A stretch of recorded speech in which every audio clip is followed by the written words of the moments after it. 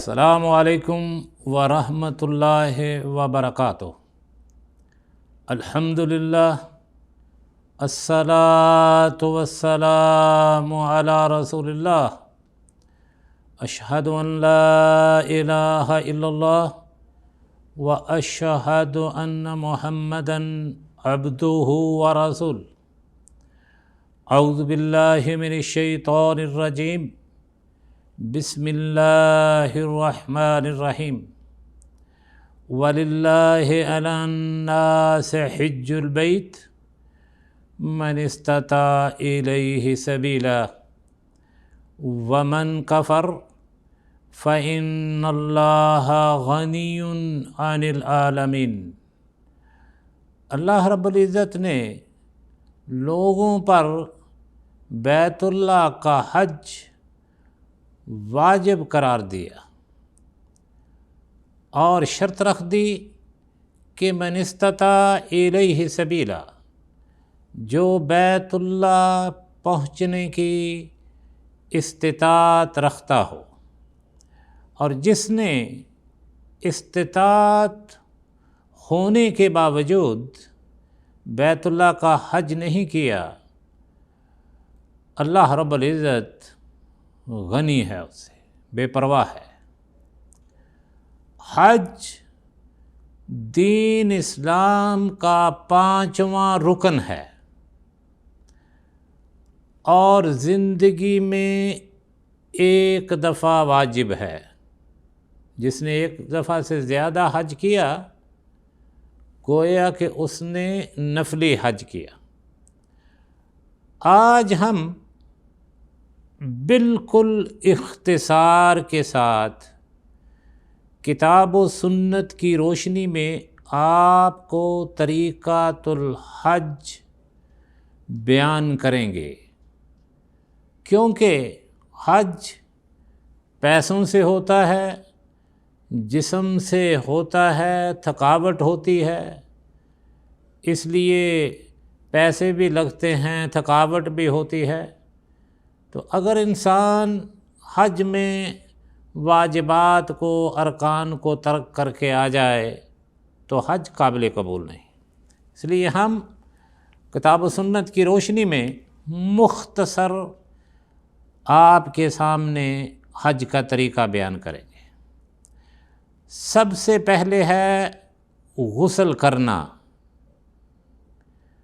غسل کرنا اور غسل کرنے کے بعد خوشبو لگانی ہے اپنے جسم میں، سر میں اور داڑھی میں، اور صاف ستھرا احرام باندھنا ہے 2 چادروں میں، ایک نیچے تہہ بند کی طرح، ایک اوپر چادر کی طرح، ردا کی طرح اوڑھ لینی ہے۔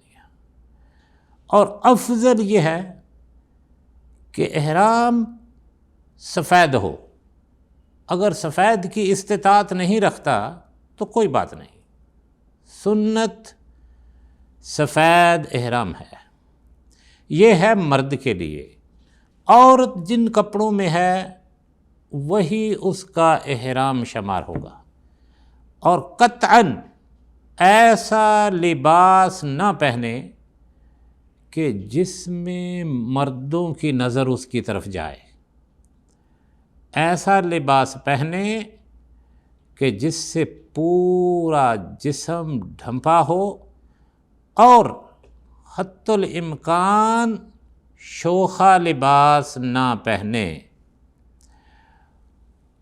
اور اس کے بعد جس طرح کہ عرض کیا، غسل کرنے کے بعد نیت کرنی اللہم لبیک عمرہ۔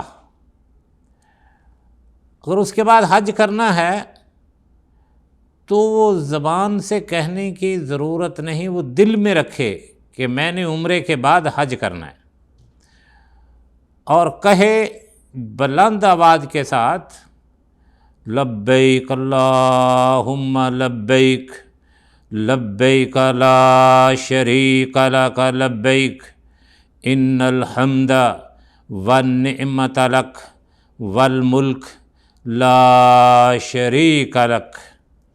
اس کو بلند آواز سے اپنے رب کی تعریف کرے، کیونکہ اس کی اس آواز کو جانور سنتے ہیں، جمادات سنتے ہیں، درخت سنتے ہیں، اور یہ آخرت میں شہادت دیں گے۔ اللہ رب العزت فرماتے ہیں وَأَذِّنْ فِي النَّاسِ بِالْحَجِّ يَأْتُوكَ رِجَالًا وَعَلَىٰ كُلِّ ضَامِرٍ يَأْتِينَ مِن كُلِّ فَجٍّ عَمِيقٍ، کہ اعلان فرما دو حج کا، اور لوگ دور دراز سے حج کرنے کے لیے چلے آئیں گے، اور انسان حج کرنے والا یہ تلبیہ کہتا رہے حتیٰ کہ عمرے کے طواف تک، اور مسجد میں داخل ہو جائے، مسجد میں داخل ہوتے ہوئے دایاں پاؤں رکھے، اور اس کے بعد حجر اسود کو طاقت ہو تو چومے، نہ طاقت ہو تو دور سے اشارہ کر دے، اور اشارہ کرتے ہوئے کہے بسم اللہ واللہ اکبر، بسم اللہ واللہ اکبر، اللہم ایمانا بک و تصدیقا بکتابک و وفاء بعہدک، یہ کہتے ہوئے و اتباعا لسنت نبیک محمد صلی اللہ علیہ وسلم، اور اس کے بعد بیت اللہ کو اپنے لیفٹ ہینڈ پر رکھے، بائیں طرف، اور 7 چکر لگائے۔ یہ چکر لگاتے ہوئے دعا کرے، صرف دعا یہ سنت سے یہ پڑھی جائے، سنت سے ثابت ہے، وہ ہے ربنا آتنا فی الدنیا حسنہ وفی الآخرۃ حسنہ وقنا عذاب النار۔ یہ دعا پڑھتا رہے اور دائیں کندھے کو ننگا رکھے چکروں میں، اور تیز چلنے کی کوشش کرے۔ پہلے 3 چکروں میں، باقی روٹین کے مطابق، یہ مردوں کے لیے ہے۔ اگر سخت ترین رش ہو، اس کی طاقت نہ ہو تو کوئی بات نہیں، اسی طرح یہ 7 چکر لگائے۔ حجر اسود سے ایک چکر شروع ہوتا ہے اور حجر اسود پر آ کے دوسرا چکر ختم ہو جاتا ہے، تو راستے میں یہ چکر لگاتے ہوئے، طواف کرتے ہوئے ربنا آتنا فی الدنیا حسنہ وفی الآخرۃ حسنہ وقنا عذاب النار، اور جب یہ 7 چکر پورے ہو جائیں تو مقام ابراہیم کے پیچھے کھڑے ہو کے 2 رکعتیں پڑھے۔ پہلی رکعت میں قل یا ایھا الکافرون پڑھے، اور دوسری رکعت میں قل ھو اللہ احد یعنی سورۃ اخلاص پڑھے۔ اس کے بعد ادھر سے صفا کی طرف چلا جائے، سعی صفا والمروہ کے درمیان کرنے صفا پر چلا جائے، صفا پر کھڑے ہو کے یہ آیت پڑھے ان صفا والمروۃ من شعائر اللہ فمن حج البیت او اعتمر فلا جناح علیہ ان یطوف بہما ومن تطوع خیرا فإن اللہ شاکر علیم۔ یہ صفا پر کھڑے ہو کے یہ آیت قرآن کی پڑھے، پھر اللہ اکبر اللہ اکبر اللہ اکبر لا الہ الا اللہ وحدہ لا شریک لہ لہ الملک ولہ الحمد وہو علی کل شیء قدیر۔ لا الہ الا اللہ وحدہ لا الہ الا اللہ وحدہ انجز وعدہ ونصر عبدہ وہزم الحزاب وحدہ ثم یدعو، اور اس کے بعد جو دعا بھی دل میں آئے وہ کرے، اور جو بھی اپنے رب سے مانگنا ہے اس کو مانگے۔ اس کے بعد صفا سے مروہ کی طرف جائے اور عام جو روٹین کے مطابق ہے چال وہ چلے، اور جب سبز ستون کے پاس پہنچے تو تیز قدم ہو جائے۔ اگر رش ہو تو یہ ضروری نہیں ہے۔ اسی طرح یہ تیز دوڑنا عورتوں کے لیے بھی ضروری نہیں۔ اس طرح وہ مروہ پر پہنچے، صفا سے لے کر مروہ تک ایک چکر، اور مروہ سے لے کر صفا تک یہ دوسرا چکر شمار ہوگا۔ اس طرح 7 چکر پورے کرے۔ اسی طرح بعض لوگ غلطی یہ کرتے ہیں کہ جب وہ مروہ پر جا کے کھڑے ہوتے ہیں اس وقت بھی ان صفا والمروہ من شعائر اللہ کہتے ہیں، یہ ان کے لیے نہیں ہے۔ مروہ پر کھڑے ہو کر ہاتھ اٹھائے اور جو بھی دعا کرنا ہے کرے، جس طرح اس نے صفا پر کیا تھا اس طرح جو دعا صفا پر کی تھی وہ بھی مروہ پر کر سکتا ہے۔ اسی طرح یہ بات یاد رکھنا کہ بیت اللہ کے طواف میں اور صفا اور مروہ کے درمیان طواف میں فرق ہے۔ بیت اللہ کا طواف حجر اسود سے شروع ہوتا ہے، حجر اسود پر ختم ہو جاتا ہے، لیکن صفا مروہ میں صفا سے مروہ تک ایک چکر، مروہ سے صفا تک دوسرا چکر شمار ہوتا ہے۔ تو اس طرح صفا مروہ کے درمیان 7 چکر پورے کرنے ہیں۔ اس کے بعد حلق ہے یا تقصیر ہے۔ حلق کہتے ہیں سر کی ٹنڈ کرا دینا بالکل اس طرح کے ساتھ، تقصیر کہتے ہیں چھوٹے کرا دینا۔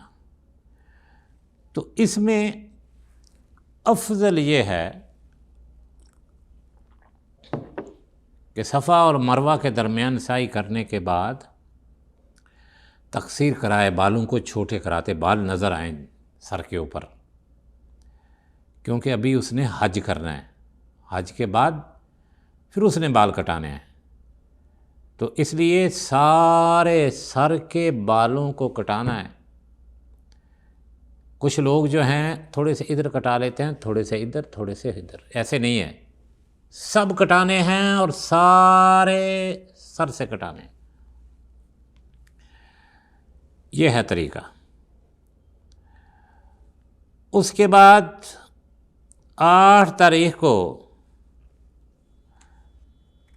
جس جگہ پر بیٹھا ہے اس جگہ پر سے ہی، جس جگہ پر بیٹھا ہے وہاں سے ہی اس نے احرام باندھ لینا ہے، اور نیت یہ کرنی ہے لبیک حجن، احرام باندھ کر لبیک حجن کہنا ہے، اور اس کے بعد کہنا ہے کہ لبیک اللہم لبیک لبیک لا شریک لک لبیک ان الحمد والنعمت لک والملک لا شریک لک۔ یہ سورج نکلنے کے بعد جہاں بھی بیٹھے ہیں، مینا میں ہیں یا مکے کے اندر ہیں، احرام باندھ کے سورج نکلنے کے بعد مینا میں تشریف لے جانا ہے۔ وہاں جا کر ظہر، عصر، مغرب اور عشاء اور فجر یہ نمازیں پڑھنی ہیں۔ ظہر اور عصر 2 رکعتیں اور فجر کی پوری نماز پڑھنی ہے، مغرب کی 3 پڑھنی ہیں اور عشاء کی 2 پڑھنی ہے۔ تیسرے دن اس کے بعد اگلے دن جس دن 9 تاریخ ہوگی اس دن مینا سے عرفہ کے میدان میں چلے جانا ہے، اور یاد رکھنا کہ عرفہ کے میدان کے اندر داخل ہونا ہے۔ اگر نہ داخل ہو سکے تو اس صورت میں حج نہیں ہوگا۔ عرفہ کے اندر، میدان عرفہ کے اندر داخل ہونا اس کی حدود کے، اور وہاں خطیب خطبہ دے گا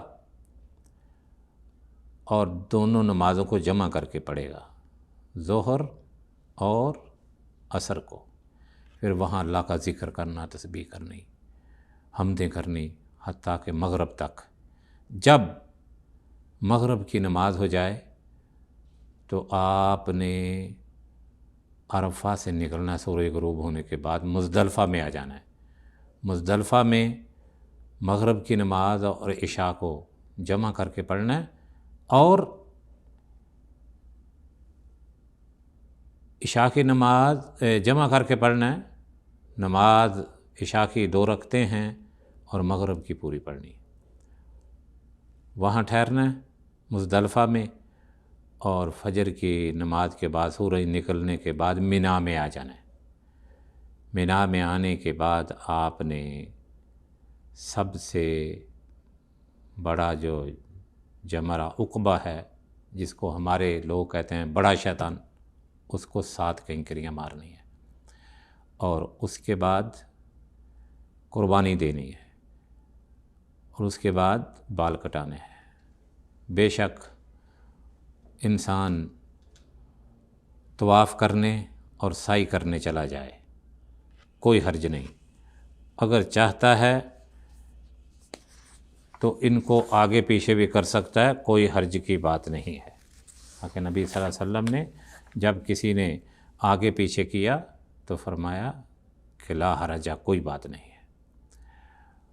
آپ نے یہ کام کرنے کے بعد پہلے کنکریاں مارنی ہے، اور اس کے بعد بال کٹانے ہیں اور قربانی دینی ہے اس دن، اور آپ احرام کھول سکتے ہیں، طواف کرنا ہے اور سعی کرنی ہے، تو آپ حلال ہو گئے۔